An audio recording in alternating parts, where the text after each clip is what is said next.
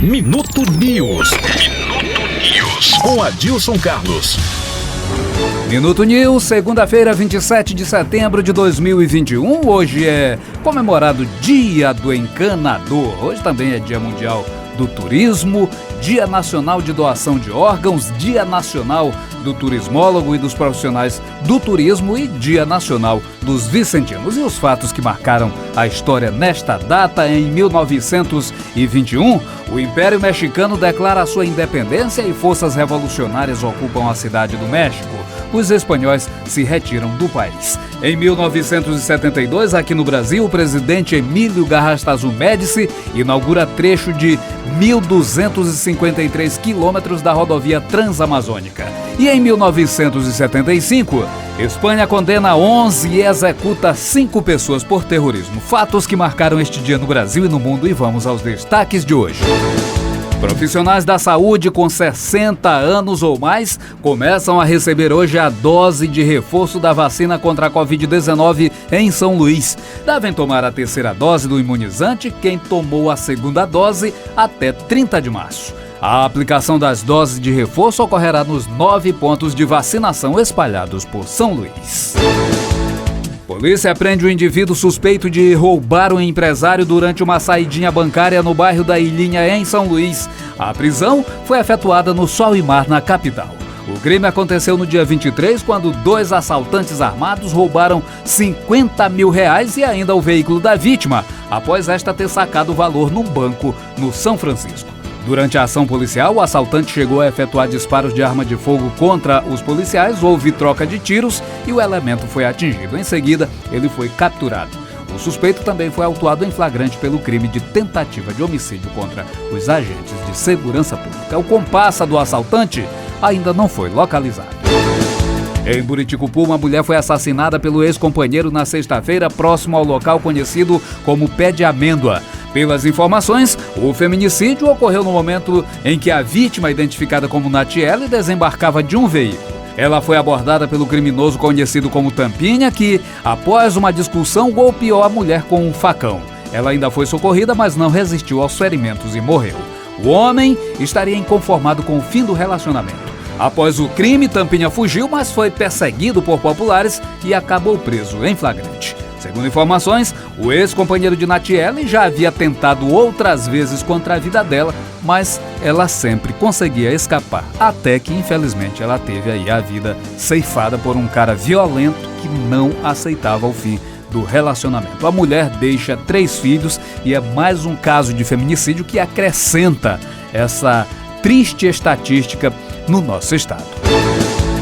Olha, uma criança morreu e a mãe dela ficou gravemente ferida após serem atropeladas por uma carreta na BR-010 em Imperatriz. Segundo informações da Polícia Rodoviária Federal, a mãe, uma jovem de 20 anos, atravessava a via com a criança no colo quando elas foram colhidas pela carreta que não obedeceu à sinalização. O acidente aconteceu em frente a um shopping da cidade de Imperatriz. A criança, uma menina, morreu na hora e a mãe foi levada em estado grave para o hospital. Justiça do Maranhão determina que o município de Passo do Lumiar, na Grande São Luís, substitua todos os funcionários seletivados e contratados irregularmente, sem aprovação em concurso público, pelos candidatos aprovados no concurso de 2018. A ação civil pública foi movida pelo Ministério Público do Maranhão e mais 23 pessoas. A decisão é da Vara de Interesses Difusos e Coletivos da ilha e a substituição completa deve ser realizada em até 1 ano. Segundo a ação, a Prefeitura de Passo do Lumiar realizou concurso público com oferta de vagas para diversos cargos nos níveis superior, médio e fundamental, porém, em seguida lançou um processo seletivo simplificado para a formação de cadastro de reserva e contratação temporária de profissionais por meio da Secretaria Municipal de Educação. Ao todo, a Prefeitura possui 939 pessoas contratadas ocupando cargos no município. É aquele famoso concurso que a Prefeitura fez ainda na época do então prefeito Domingos Dutra, né, que teve aquele AVC e depois que a Paula da Pindoba assumiu, simplesmente ignorou o concurso público e fez aí um seletivo com interesses políticos e acabou dando nisso aí. Muitos protestos têm acontecido lá em Passo do Lumiar, esses concursados que não se conformaram de forma alguma com essa decisão lá da prefeita Paula da Pindoba, que ao invés de chamar esses classificados no concurso, fez só promover uma seleção e agora vai ter que arcar com as consequências. E agora falando de futebol, Motoclube e Sampaio Corrêa foram derrotados neste domingo em jogos fora de casa pelo Campeonato Brasileiro de Futebol.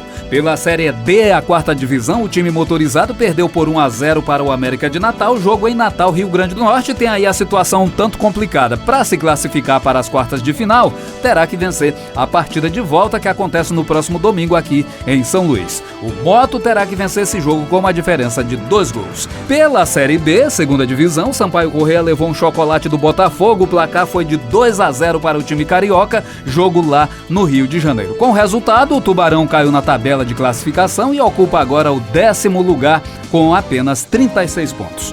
O próximo jogo será contra o Remo na quinta-feira, aqui em São Luís. O Sampaio vinha tão bem, mas depois começou a perder, não venceu mais nada e agora tem a situação complicada. Inclusive, o temor agora dos bolivianos é que o time com esses resultados de derrotas, chegue lá na zona de rebaixamento. E isso será péssimo para o nosso futebol.